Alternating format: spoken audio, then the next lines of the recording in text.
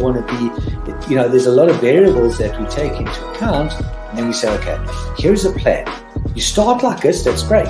And then we review it all the time. And we say, okay, we need to increase it, we're on track, we're not, this is what is happening. Because remember, when you're dealing with assets, the valuations that you place on an asset are always behind you. It's always in hindsight. It's never in front of you. And that's one of the challenges, right? Because you're always valuing what happened yesterday, and what you need is what's going to happen tomorrow. So that's a struggle. Yeah. So there are strategies everywhere from £50 a week up to £100 million,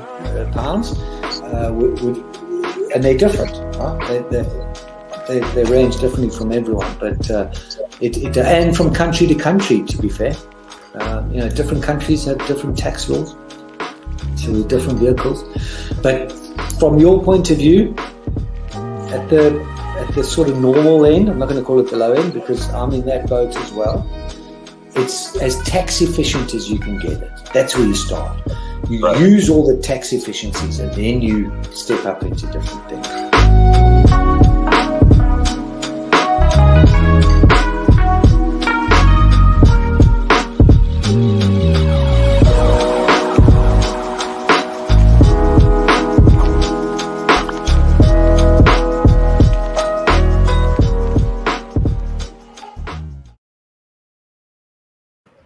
Hi guys, welcome back to the show. It is your girl Sarah right here on Relaks Radio, and I'm super excited to be here because right now we're going to be talking about how trade unions have in fact vowed to take on Amazon for better working conditions. All right, now earlier I told you we're going to be discussing about this, so if you want to share your thoughts and your opinions with me, please feel free to go ahead and text me or call me on 078-52473-473 to share your thoughts and your opinions with me, and let me know what you think about this. All right, now obviously working conditions, better pay, that's something we definitely need to talk about because Jeff Bezos has definitely come under fire, and a lot of fire, if I put it that way, for the working conditions and the salaries of his employees, right?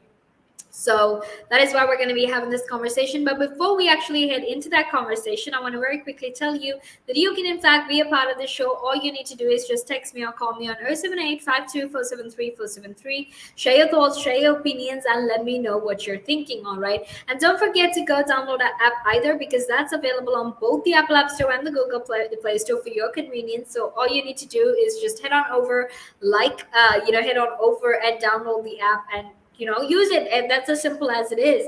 And don't forget to follow us on our socials. You can like us on Facebook, follow us on Instagram, Twitter, and TikTok, and also subscribe to our YouTube channel as well to find out the very latest of everything that we talk about. All right, and now let's actually head into our conversation because we are going to be talking about we're going to be talking about how trade unions have vowed to actually take on Amazon for better working conditions. All right. Now, the new leader of one of Britain's biggest unions has in fact vowed to take on Amazon by plotting an international campaign to actually unionize its warehouses and improve conditions for its workers. All right.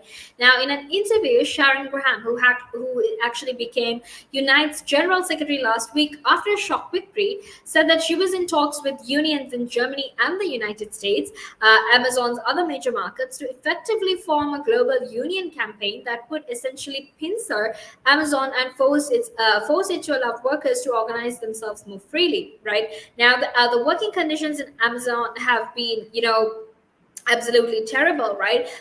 It's come under fire so many times. So many people have complained, and we all know that some of the conditions that these workers have told us about is in fact it's unhuman. It's inhumane, right? It's very dehumanizing for you to work in a place like that where you have to work nonstop without a break, and these are long hours, right? And especially because online shopping, online transactions have become a very normal thing right now. It's become a norm these days, right? So obviously, because of all of that, when online shopping has become the norm because of the pandemic and people are constantly ordering things from online, these people who work in Amazon actually have to make sure that they get their products and whatnot, right? And their working conditions is in fact something that people really don't talk about, or they don't pay much attention to, because the working conditions are quite inhumane, right? Now, Graham actually said she wanted to deploy leverage tactics that are deployed against difficult employers to convince Amazon to sign a neutrality agreement, all right? And which is basically, now, to put it very simply, a neutrality agreement is a document that guarantees that warehouse workers can actually form a union without the fear of repercussion, all right? So, earlier there was some threats where it basically said, look, you know what, if you're going to if you're going to form a trade union, then that's in fact going to be a big problem. And they were in fact threatened for it, right? So what she wants to do essentially is to have something that is called neutrality agreement, which will actually help these workers form unions without fearing repercussions, all right? And the campaign would also include lobbying governments in all three countries to use their power as major Amazon customers to pressure it into action, okay? And something else, she said was she's talking to German unions and the American unions, because they're in fact the three biggest markets in both web services and e-commerce, all right? So it's important to keep that in mind as well. And Graham actually said that she wanted to help these people and help them understand that they want these workers to have better conditions. They want these workers to be treated like human beings, and they want these workers to be able to practice their rights without fearing losing their job, right? Because like I said, they work in very unfair conditions, all right? So now we're actually going to head into a small break, and after that we will be back to discuss this further. But until then, make sure to stay tuned.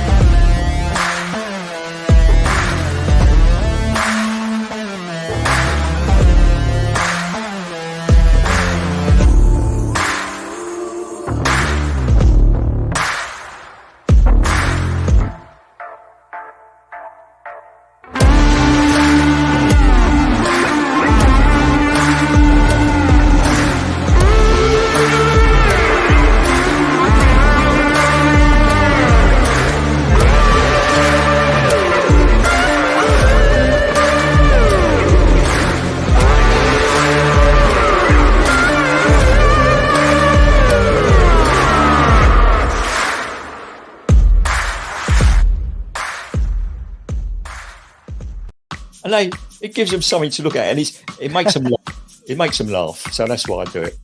Oh, and it could be a really good pickup line as well. Ladies who ask, "Hey, excuse me, so why are you wearing something so colorful?" I mean, hey, you can always have something up on your sleeve. I mean, got me thinking. You want to stand out. Why do you want to stand out though so much, especially with these kind of shirts when you're writing? There must be a purpose behind it, right? Well, when you say a purpose, Nick, what I do, I wear the shirts, mainly one because they're nice and bright, so they make me visible, especially if I'm riding on the road. Okay. I mean, yeah, that's very important, right? because Very you want important, yeah. cars. Yeah. Very important. And also, like, people see me in like cafes, and perhaps I shouldn't be saying this on here, I suppose, but in the bar afterwards. All right. And it gives them something to look at, and it makes them laugh. It makes them laugh. So that's why I do it.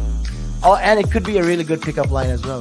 Ladies who ask, "Hey, excuse me, so why are you wearing something so colorful?" I mean, hey, you can always have something up on your sleeve. I mean, you look like a guy who would do. You know me too well. You know me too well, Nick.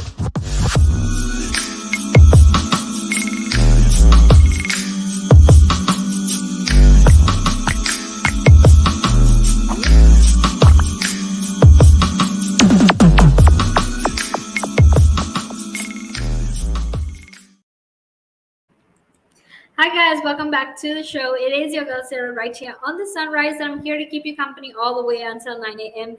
So make sure to stay tuned and to share your thoughts and opinions with me, because I would love to hear everything that you have to say. All right, all you need to do is just text me or call me on 078-52473-473. It's super simple, it's super easy to get in touch with me as well. And while you're doing that, don't actually forget to go like us on Facebook, follow us on Instagram, Twitter, and TikTok, and also to subscribe to our YouTube page. All right, because that way you can actually find our videos as soon as it happens, and where it happens, and when it happens, because that way you can actually make sure you are updated about all of the latest news that happens in the world. All right, now currently we're talking about how trade unions have vowed to actually take on Amazon for better working conditions for their employees, and why exactly this is important in this day and age, especially because of the inhuman conditions that these workers work in, right? Especially when you have a billionaire like Jeff Bezos that can afford to go to space, I'm pretty sure that you can afford to actually pay all of your employees' salaries, and pay much better salaries at it as well. All right, so that is what you need to keep in mind. And before we actually head into that conversation, I want to very quickly remind you our app is available for download on both the Apple App Store and the Google Play Store, and you can actually download it, and it's available completely for free, so you can listen in from wherever it is that you are in the world while you're doing whatever it is that you're doing. All right, and now let's actually talk a little bit about how coronavirus cases in the United Kingdom are in fact 26 times higher than what it was last year. All right, and the reason I want to have this conversation is you might think, this probably can't be happening. And why? Because the truth is, people have been vaccinated, right? Last year this time people weren't vaccinated, so how exactly is it then that we still have a rate of infection that is in fact 26 times higher than what it was last year? All right, now the truth of the matter is, sure, the infections are high, right? But the hospital admissions and the number of deaths have in fact drastically reduced, right?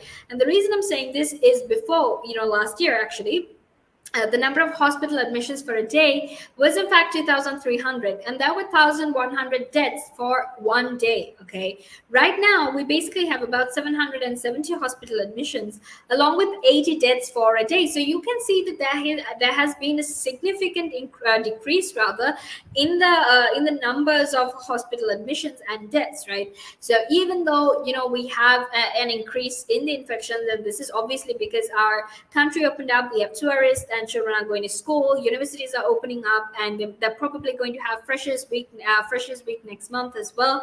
With all of that in mind, we actually need to understand that when we open up the country, of course the rate of infection are going to increase. All right, so that is why this is happening. But still, scientists have warned that if we don't take necessary steps and we don't take necessary measures, by winter they'll have to introduce some new social restrictions as well. All right, and make sure to stay tuned, because we're going to be heading into a small break right now, and after that we will be back to discuss this further. But until then, make sure that you stay tuned. The valuations that you place on an asset are always behind you. It's always in hindsight. It's never in front of you. And that's one of the challenges, right? Because you're always valuing what happened yesterday, and what you need is what's going to happen tomorrow.